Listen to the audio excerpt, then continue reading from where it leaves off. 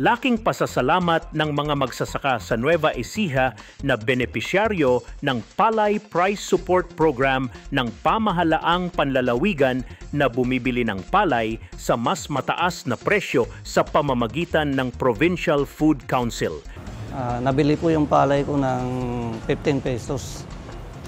Ang lakaran naman po dun sa amin noon, nasa 11.50.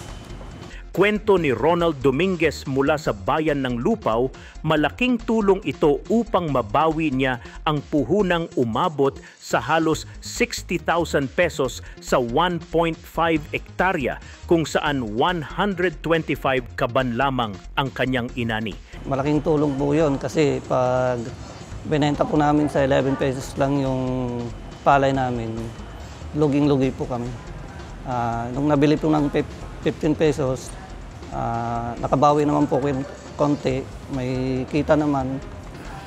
Sa bayan naman ng Guimba, isa si Tatay Arturo Pascua ng Barangay Balingog East na nakabenta rin ng kanyang 158 na kaban ng palay na inani sa 2 hektaryang sinasaka. Malaking tulong anya ang inisyatibang ito ni Gobernador Aurelio Umali sa mga magsasakang kagaya niya na naapektuhan ng mga kalamidad.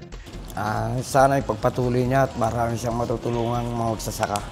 Nasagip din sa pagkalugi si Tatay Ronaldo del Rosario Macalala mula sa Palasinan, Cabiao, mula 7 pesos hanggang 8.5 pesos kada kilo na kalakarang presyo ng palay.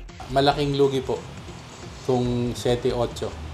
Hindi, kahit na naman paano po nakabawi naman at may natira pang pangsaing sa amin. Yun po, malaking bagay na yun.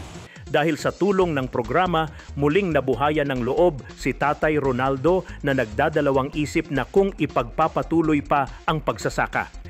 Siguro pangalawang isip ko na to na sana hindi na ako magtatanim. Dahil po nalugi na ako. Pero ito po yung kauna-unahan kong pagbebenta rito sa Provincial Food Council.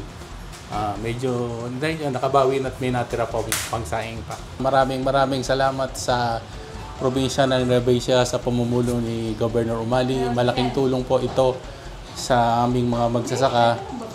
Kung hindi po dahil sa programang ito, siguro napakalaki ng nalugi namin.